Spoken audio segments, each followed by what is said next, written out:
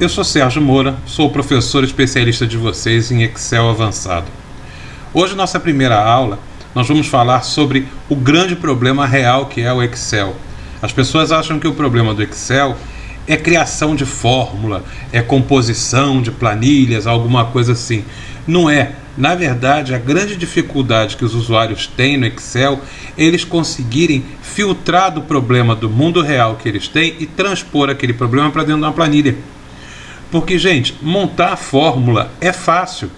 Você compor uma fórmula, mesmo que você não saiba, mas você sabendo que ela pelo menos existe, você pode pesquisar na internet, verificar, ver um tutorial, pergunta um, pergunta outro, e você acaba descobrindo como fazer aquela fórmula funcionar. O problema é você chegar à conclusão que você realmente precisa daquela fórmula. Então, na verdade, a questão não é você saber usar as ferramentas do Excel. Você tem que saber a hora de lançar a mão de uma ou de outra. Então, na verdade, a gente vai começar a análise de problemas de estudo de caso, que são problemas do mundo real, e desses problemas vocês vão aprender a filtrar as informações que iriam criar as planilhas para você. Além de filtrar as informações que existem, vocês vão aprender a extrapolar, ou seja, vocês vão aprender daquelas informações básicas, você tirar mais informações ainda, gerando cálculos, gerando referências que vão gerar um resultado mais rico para quem for. Vamos partir de um exemplo. Vamos partir de um exemplo que você queira dar uma festa, tá? Primeira coisa que eu sempre falo com meus alunos é: sempre que você for criar uma planilha no Excel, você tem que descrever o melhor possível aquela planilha. Você tem que partir do princípio que uma outra pessoa pode trabalhar com essa sua planilha e ela pode não entender sua linha de raciocínio. Porque tem isso. Para cada problema que a gente estudar, não quer dizer que a abordagem que eu apresentar a vocês seja correta, seja certa. Pode ser que você tenha uma visão diferente. O importante é que no final os valores apresentados sempre têm que bater.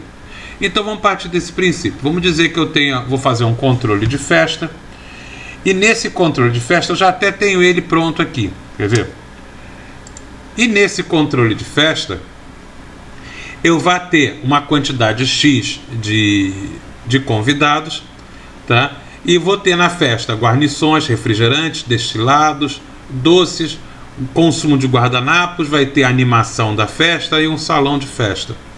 Aqui nesse exemplo, eu só tinha essas informações, que vão ser 238 convidados, os itens que eu vou trabalhar, que vão ser consumidos na festa, e o valor de cada item. Só que o que acontece? Por exemplo, guardanapo não é vendido unitário. Ele vem num pacote, esse pacote vem 100, então eu tenho que calcular o valor, na verdade, unitário dele, porque eu tenho aqui nessa planilha o consumo individual de cada pessoa que vai.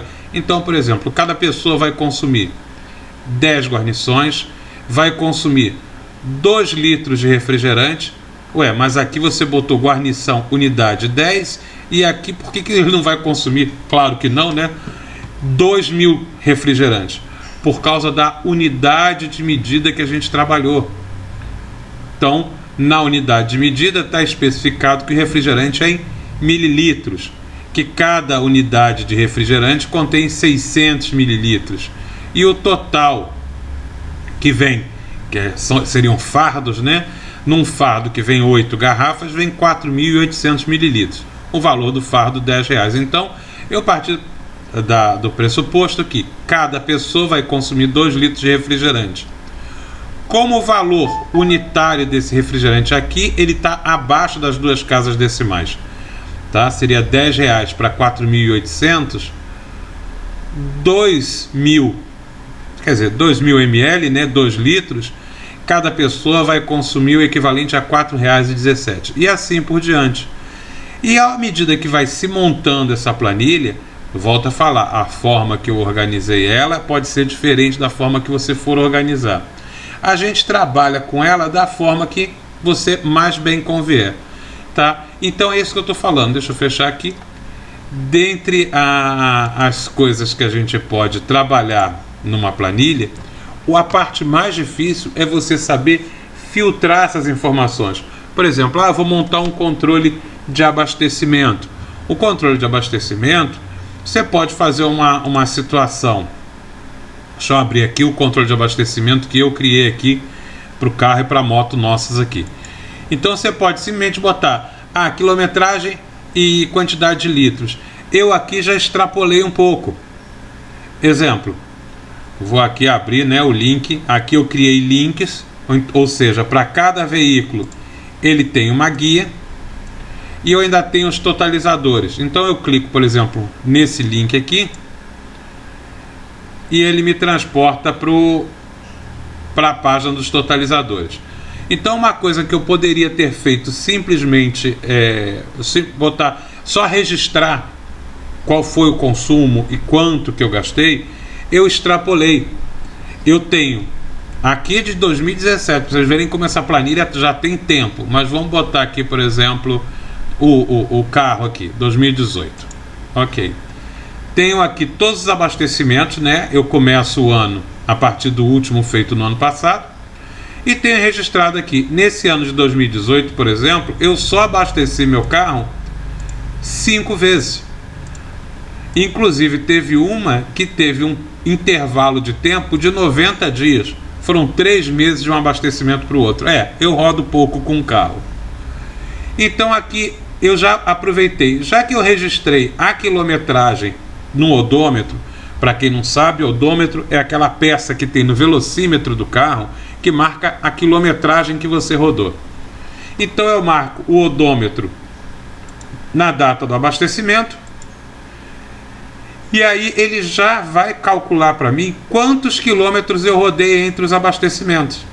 Eu coloco o valor, ele calcula a quantidade de litros, calcula quantos quilômetros com litros, já que ele sabe que eu rodei 303 quilômetros, é uma conta simples, né? Se eu botei 42, quase 43 litros e rodei 303, é simplesmente uma divisão.